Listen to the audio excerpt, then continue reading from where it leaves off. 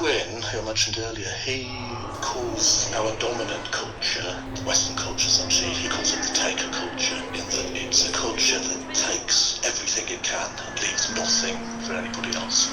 If you look at the definitions of a cult, every recognised definition of a cult is culture matches. We are living in a cult. It's brought us to where we are now. Climate change and the Anthropocene extinction. We are witnessing a mass extinction event, but one that's for the first time ever been absolutely created by a single species. Everything that has gone wrong because we've moved away from animism. So frankly, we can pass all the legislations we want, we can campaign, we can lobby, we can, sign petitions, things. We have to do all that stuff because it's an emergency. But basically, those things are just emergency short-term fixes. The cure is to heal our broken relationship with the earth.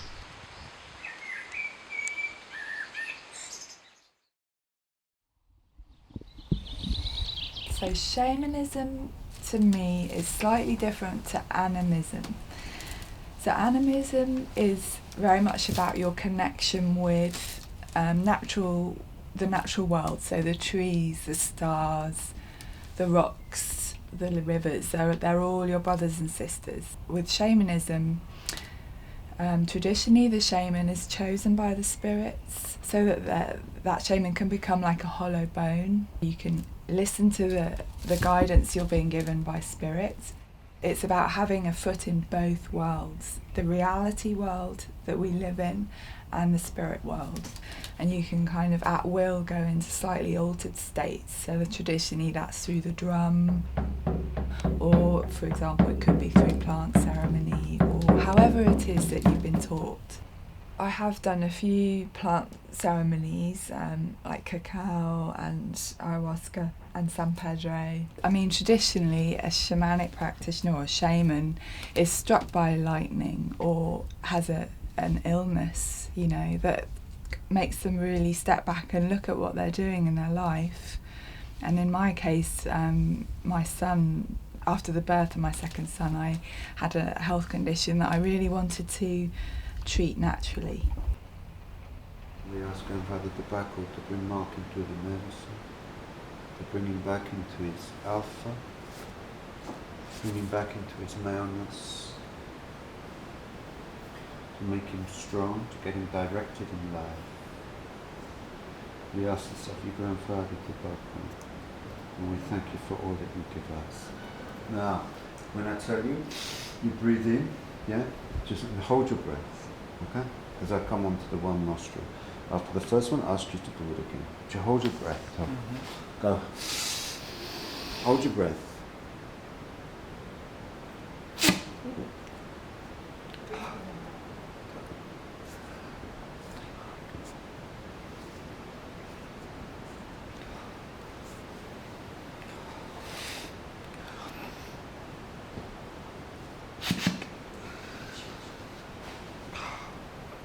Just sit with that. I didn't give you too much. I was in the Santo Daime for many years, which is a Brazilian branch of, which is an ayahuasca church. And that's where I started to learn and to work with the medicine ayahuasca.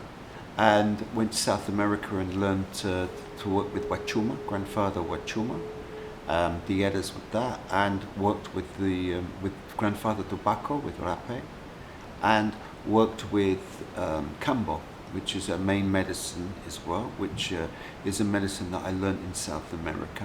What the medicines do, it strips down the ego. It gets us to throw the ego away, to become more and more trusting in life, and to come out of the traumas that we were born into, or about the society that we were born into. I've seen people come to me and talk to me about they had alcohol issues, and they took Mother Ayahuasca, and the alcohol issue was gone.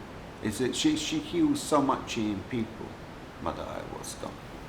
When I first drank ayahuasca, I was under a lot of stress from a situation, from somebody that was causing me a lot of problems. It was life-threatening. And what happened after I drank the ayahuasca and went through the healing, this problem completely dissolved.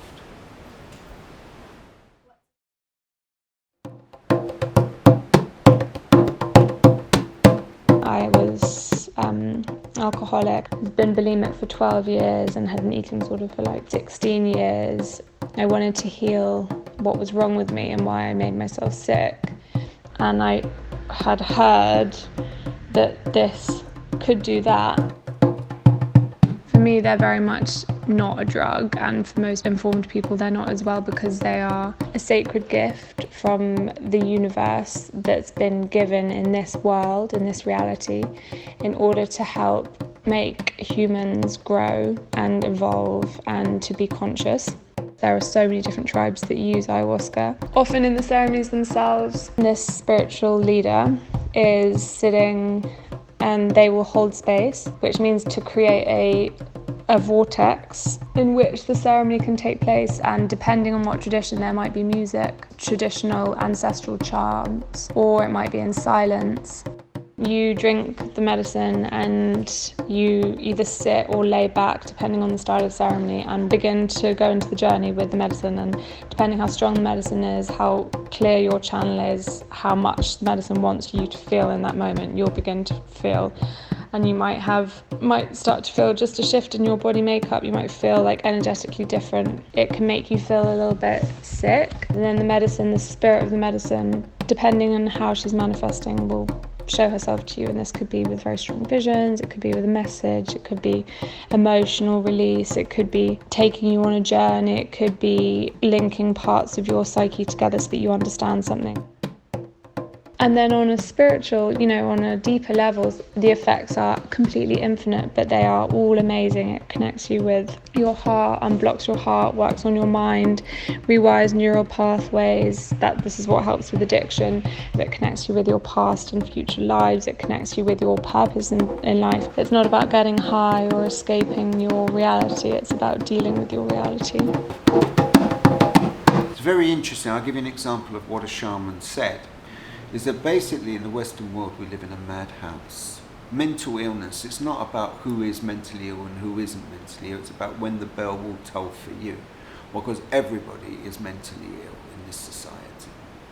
When you look at the tribes, when you work with the tribes, they're not coming from a place of being mentally ill. They can be very holistic people. They're grouped together from a very, very young age, from infancy. And in this society, we're not. Yeah, it's all about separation, of greed, all these things get in. So what shamanism does really, it cures mental illness. So it goes back to those traumas, okay, through medicines or through working with spirit and being able to heal these traumas. I'm not special. I just heard the call and I acted on it and I stepped up. And I think a lot of people are hearing that call, whether it's to become more connected to nature, or whether it's actually to do a course or become interested in a certain aspect of shamanic work. Listen to that little voice.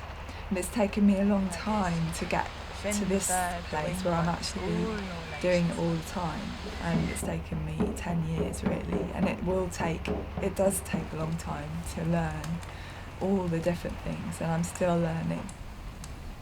Just keep going, walk the sacred path. We have to realise everything around us is conscious. We have to get away from the idea of ownership. We don't own the land. We're part of the land. We need to stop thinking of ourselves as owning animals so that we can use them how we want. We have to be more respectful of our relationship with them, with animals of the land, with plants. And we have to cure our sense of separation from the rest of the world. And so it's not just Shamanic Journey that does that. There are lots and lots of practices in shamanism and animism that help heal that